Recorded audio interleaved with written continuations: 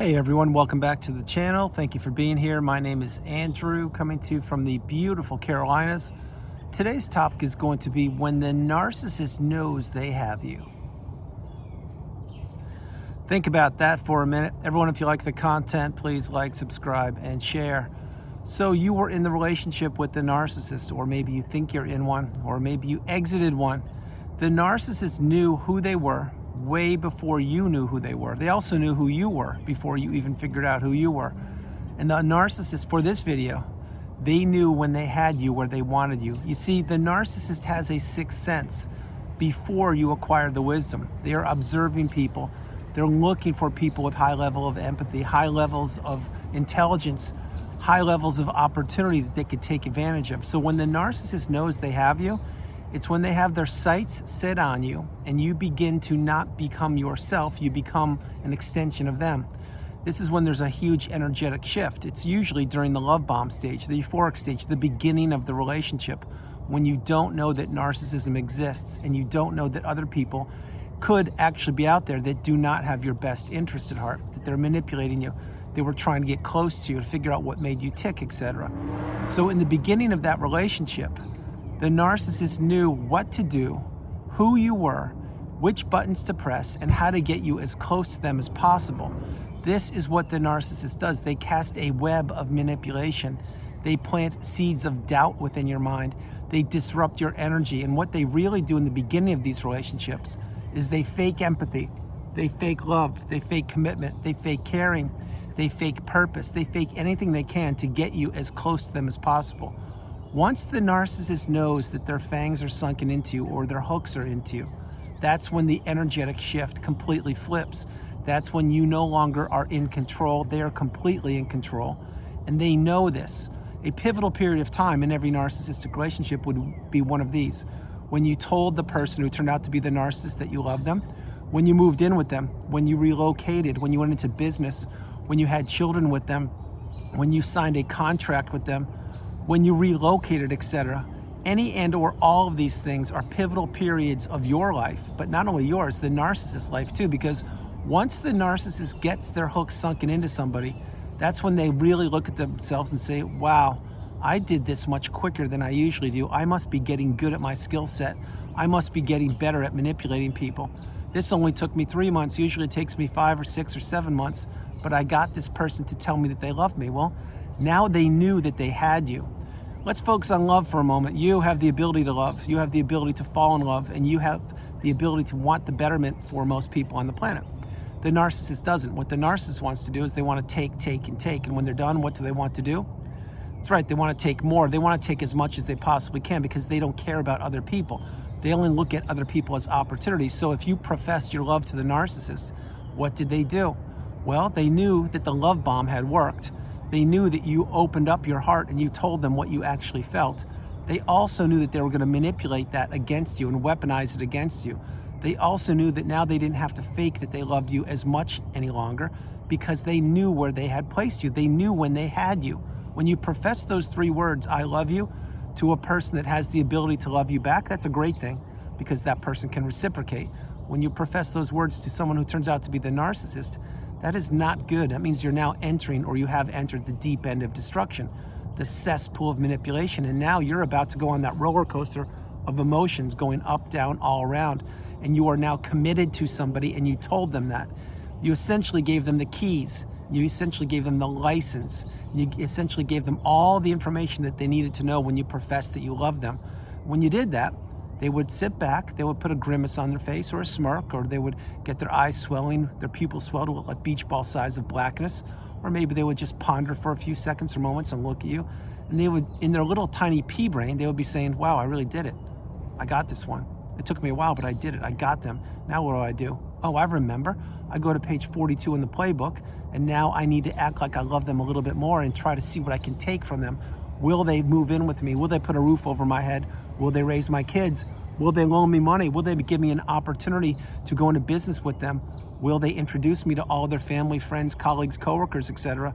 All of these things and so many more is what the narcissist was thinking. But when they knew they had you, that's when the shift officially turned.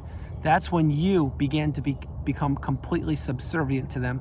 and you thought that you were in love with them. Maybe you were.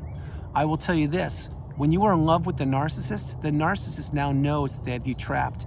They have you in that dungeon of horrors. They have you in that cesspool of manipulation, and they will do anything they can to keep you trapped there. What they do here is they begin to pull back slowly, insidiously, and they begin to blame you for things because you see, you are no longer the flavor of the month. You are no longer the shiny object. You are no longer the conquest that they wanted to achieve or accomplish. The narcissist had what they wanted. They got what they wanted from you. They now placed you in that trap, and now they pulled back. Now you didn't see them as often as you had hoped to. Now you were wondering why they weren't replying to your texts. Now you were wondering why they weren't answering your phone calls. Now you were wondering why you were being hung up on. You were being ghosted, and you would be eating dinners by yourself when you would be spending 2 or 3 hours cooking, and they knew that you were cooking for them. You see, this is what the narcissist does. Once they get what they want, they don't want it any longer. When they don't have what they want it. It's a conundrum of life. It's the narcissistic abusive cycle going around and around and around in a loop, with the one common denominator being the narcissist. Now you were in that cycle for a period of time. Maybe it was a day, a week, a month, a year, a decade, maybe it's a lifetime, but now you're understanding that you need to get out, and you need to get as far away from these people as you possibly can, because these people are not authentic, they're not genuine, they are cowards, they are bullies, and they know what they are doing. If you believe for a moment that the narcissist doesn't know what they're doing, think about this. They breathe the same air as we do, and they put their clothes on the exact same way. They have an opportunity every morning when they wake up to stand for goodness and rightness and do the right thing, or they can do what they usually do, stand for toxicity, manipulate people, trap people, ghost people, blame people, gaslight people, stonewall people, financially abuse people, verbally, mentally, emotionally, and spiritually abuse people. This is what they do. This is what they did long before they met you. It's what they're doing right now. And you may say to yourself, well, why, Andrew? Why would somebody do that? Well, I'll tell you why the narcissist and other people do that. It's because A, they can, B, because they don't have what you possess, C, they want to squash or extinguish what you do possess, which means empathy, love, commitment, resilience, all those things. And they don't want anybody ever to be better or ascend or elevate higher than they can. This is why the narcissist looks at each and every relationship as not only a relationship that will implode and that does have an expiration date, but it's a relationship that they can destroy. And when the narcissist destroys one relationship, it's not just one person. That person probably was you, it certainly was me, but it has ripples throughout the rest of your life. Think about all the colleagues you lost, all the coworkers you lost, all the extended family members you lost, maybe all the immediate family members you lost. Think about all the hobbies. Think about all the hopes, dreams, aspirations, the goals, the promises of the future, the wondering of what will never be. All of those things, they go away like that once the relationship ends. And the relationship usually ends with a discard. Sometimes it ends with the person, which could have been you, or maybe you, removing yourself from the relationship. Either way, my heart goes out to you. And either way, when you were in that relationship, the narcissist knew where they had placed you. They knew when they had you. The pivotal periods I already shared. Let's take moving in with the narcissist. Let's say it isn't even a romantic relationship. Say you were roommates. Well, once the narcissist signed the dotted line and you guys agreed to share an apartment or a condo, whatever it was, and you didn't know this person was a narcissist, well, the ink is dry. Now they know they have you for a period of time. Maybe it's 12 months, maybe it's 18, maybe it's 15, maybe it's 2 years, whatever the lease was. But now they know that you're going nowhere because you're tethered with a legal binding contract. Now they can begin to be sloppy. They cannot do the dishes. They cannot take out the trash. They cannot clean the shower. They can leave their things all over the place and begin to take over more and more and more of the apartment as your footprint's getting smaller and smaller and smaller. They can play music at 2 o'clock in the morning. They can slam doors. They can bring company home and disregard you. They can eat your food. They cannot pay the bills. They can claim that they have no money. They can claim anything they want to because they now have you caught up in a web, which for this example is you living with the narcissist as a roommate. This is happening all over the globe. It's happening all over the planet. It's happening right now as I'm creating this content and you're consuming it. And it's really unfortunate, but it's reality. That's why once you identify who these people are, you need to run for the hills. You need to go no contact and block these people, delete them, remove them, and all people associated with them, which includes flying monkeys, if not now when. But when the narcissist knows they have you, it's when you can see the smirk. It's when you can see their pupils dilate. It's when you can see them looking at you and laughing internally, but externally they're acting like they care, or acting maybe like they're confused. They're bewildered, because these people do not know anything other than how to run the same script that goes around and around and around. I want to pause something. When you would throw the narcissist a curveball, let's say that you would tell them or ask them to do something out of left field. maybe something suddenly came up and you wanted to do it. They would not know how to react. Specifically, if you called them out and said something like, hey, what's going on here? And you caught them off guard, they wouldn't know what to do. They don't know what to do. What they know is there's a loop that keeps going around and they're stuck in it. That's why their answers are programmed. That's why these people are holograms. That's why they're hollow and shallow. They don't know how to behave. They don't know how to introspect. They don't know how to grow. What they do know is how to keep people stuck. So when they find another new shiny object, i.e. a new supply, and they finally get what they want from that person, which is maybe telling them they love them, marrying them, have kids, relocate, go into business, whatever it is, maybe just be a friend, who knows? That's when they say, okay, I got this one. This one's gonna keep me alive for a while. They're gonna give me a support system for a period of time. And maybe it's a gym buddy. Let's use that for an example. Let's say you went to the gym and you didn't even know what narcissism was. And all of a sudden you meet somebody and they're like, oh, wow, you're amazing. This is great. Let's share rides, and et cetera. And that turns into maybe grabbing lunches and maybe attending concerts. Who knows what you do or what you did, but that person was sponging off of you because eventually their pockets ran empty. Eventually they weren't picking you up. Eventually they were telling you about all their problems. Eventually you didn't have any time for yourself and they were consuming your energy. And eventually what did you do? That's right, you probably stopped going to that gym. Why do you think you did that? Because you were with a toxic person, an energy vampire, somebody who knew that they had you placed in that trauma bond or that devaluation stage, and they never thought you would figure it out. That's a micro example, but it's happening right now. As people are joining gyms and clubs and associations and hobby groups and everything, and organizations, the narcissist is sitting there lurking. They're sitting there waiting. They're gonna play the victim card, or they're gonna play the superior card, or they're gonna claim that they don't know, or they're naive. Whatever they're gonna do, vulnerable narcissist, communal narcissist, somatic narcissist. There are thousands of names for a narcissist. Don't just think there are a couple. There are thousands, and new are being created each and every day. But why I'm sharing all that is because the narcissist is everywhere, and when they know they have you, they know they have you. Flip it. Not only does the narcissist have a sixth sense, but you do. And how do you acquire that sixth sense? It's by healing. It's by journaling, by meditating, by seeing a therapist, by reading, by watching videos, and by healing childhood wounds, etc. You see, when you get very, very strong, I mean super strong, I'm talking about becoming the third version of you, the strongest, most galvanized version of you known to humankind. When you get there and you're at that mountaintop, that pinnacle of indifference, when you get there, you too will have a sixth sense. You will be able to finish my sentence just like I can finish yours. You will see toxicity from 10 miles away. You will have seen what gaslighting is and you can identify it. You now know what triangulation is, my least favorite thing these people do. You know what blame shifting is, what financial abuse is, what verbal abuse is, and you will no longer tolerate it. Not that you wanted to tolerate it before, however, when you were in the relationship, you didn't know that these behaviors had names and they had definitions. That's why once you're healing or you're on the healing path, you need to slow your life down. You need to realize the narcissist knew where they placed you. The narcissist knew when they had you. You had no idea because you were naive, you were gullible, you were definitely vulnerable, and you had no boundaries. You could not say no, the strongest word in the English language. And remember, when you say no to something or someone, you are saying yes to yourself. Play that again, play it a few times. I repeat many taglines and phrases I've coined over the years because they work. And eventually one of these or two of these or all of them will click in your mind. And when they do, that's when you get the light bulb moment. That's when you begin to get many light bulb moments. That's when you begin to realize that this person who is draining your time, your money, energy, health, resources, friends, your hobbies, etc., they do not deserve to know your hair color, who you're with, what you're doing, where you're living, if you're dating, what book you're reading, and what you're doing these days. Because when they know these things, they were weaponizing them against you. That's why the path, again, is to go no contact, etc. Remember, the less you know about the narcissist, the better off you are. The less they know about you, the better off you are. The smaller footprint you have, the better off you are. Going no contact will not only help you along the healing path, but it will conserve your energy and it will definitely help your mindset, among many other things. So when the narcissist knew they had you, it's when you professed certain things to them or you showed them actions or the way you walked, the way you talked, the way you behaved. They knew it. Let's take texting for a quick moment. Before you met the narcissist, you would probably be texting and just texting however you do it. Well, when you meet the narcissist and once you get placed in that devaluation stage or the love bomb, whatever you want to call these stages, you usually drop whatever you're doing and you pick up the phone and you react as fast as you can.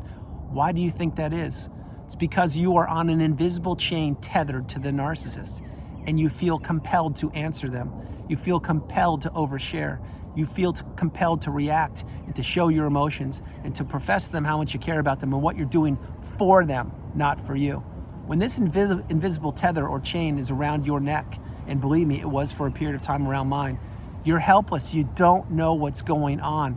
But the narcissist does know what's going on, because they knew that they placed that invisible chain around you.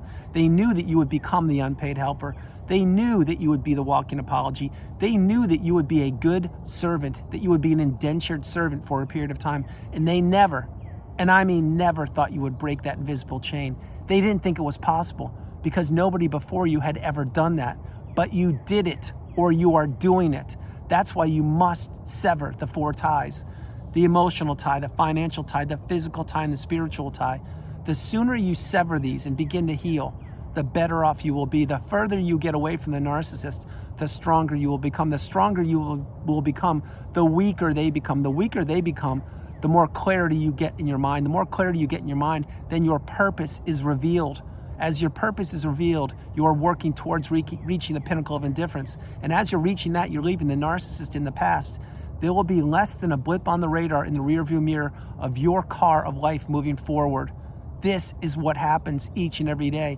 This is why I create videos. This is why I share my taglines that I've coined over the years that many people have copied, and God bless them. I hope they're doing it for the right reason. The point is you need to get out of these relationships, because the narcissist had an unfair advantage over you when you first met them. Now you too have a sixth sense, but you've become or are becoming the educated empath. And you are and or are about to become the strongest, most galvanized version of you known to humankind, which is the 3rd version of you. This is when you can take a class, teach a class, read a book, write a book, travel the world, fall in love again. You can do whatever you want to on your time. When you are no longer tethered to the narcissist, this is a great thing. And people all over the planet that I've worked with during one-on-one sessions are now experiencing the doors of abundance being kicked wide open, the doors of possibility and opportunity being presented to them, and they are now living toxicity-free lives. And they do understand, as I had to, that there will be casualties of the relationship littered all throughout your life. Friends, colleagues, children, stepchildren, cities, towns, states, countries, hobbies, jobs, etc. But this is the path. You must break free from the toxicity. You must understand there's a higher purpose for you. And you must also understand that the narcissist knew when they had you. They are a predator, and they were looking for somebody vulnerable, naive, gullible, and willing to enter a relationship with a toxic person who turned out to be the narcissist. That's why when you get the message, you really, really need to move in the opposite direction of the narcissist. Cut the ties. Don't look back. Take the lifelong learning lessons from the past. Do not, and I repeat, do not predict the future, and live in the present moment. When you live in the present moment, everything slows down for you, and you will be amazed at all the beautiful things that happen to you when the narcissist is out of your life. So everyone, that's the video. I hope you liked it. I loved doing it from the beautiful Carolinas. This is Andrew. Namaste. Have a great afternoon, evening, or morning, no matter where you are on the planet. You are not alone. I love y'all. God bless you. I love y'all. I'll talk to you tomorrow from a new location. I want to share this with you before we go. Remember a few things. Number one, you are not alone. You may feel like you were alone. I did too when I was isolated for 2 years and 2 days, but you're not alone. We are scattered all over the planet. That's why I create videos, to bring the collective together, to encourage people, to give them hope, to let them know that what I did against all odds was I put myself back together during one of the most challenging periods of our existence, but I did it by myself. If I did it, you can do it, and I believe in you more than you'll ever know. I need you to believe in yourself as much, if not more, than I believe in you. Because each and every day will be a journey. Each and every day there may be hiccups. Each and every day there could be hurdles and obstacles that are thrown your way. You must continue to move forward each and every day. You must realize that you are the priority. You come first, second, and third. And you must realize there is no room in your life now or ever for toxicity. You've been in a relationship that you did not even know had a name for it. You beat that relationship. You're out, you're healing, you're almost 100% free, some of you. Many of you are free. Some of you are halfway. Some are just a little bit beginning. But either way, no matter where you are on the path, know that where you are right now, if it's where you want to be, great. If where you are is not where you want to be, there's work to be done. And if where you are is where you want to be, continue to educate yourself. Never stop learning. You must do this. And I said this years ago, even before I created my channel. Learn, grow, teach. The more you learn, the more you grow. The more you grow, the more you have the ability to teach and pay it forward. Those of us who have risen through the ashes like a phoenix and come through the fire and dusted ourselves off by the bootstraps and healed, We are wise individuals. We are rare. We are few, but we are growing in numbers. And my hope is you are either at that mountaintop of indifference or you are arriving there. Any way you cut it, continue to move forward and get away from the narcissist. I love you all. God bless you, and I'll talk to you tomorrow. Bye, everybody. Yeah.